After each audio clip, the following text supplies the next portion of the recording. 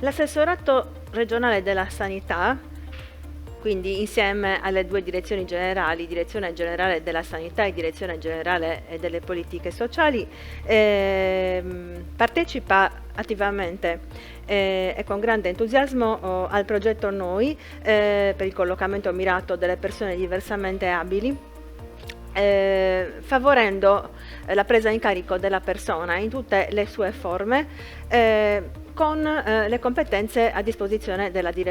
due direzioni generali, quindi favorendo la partecipazione attiva dei plus delle aree sociosanitarie locali e attivando tutte le possibili infrastrutture che la Direzione Generale delle Politiche Sociali può mettere in campo, a partire da quelle legate alla presa in carico della persona nel momento dell'accesso ai servizi sociali, per poi dotarle di tutto ciò che è funzionale ad una vita autonoma.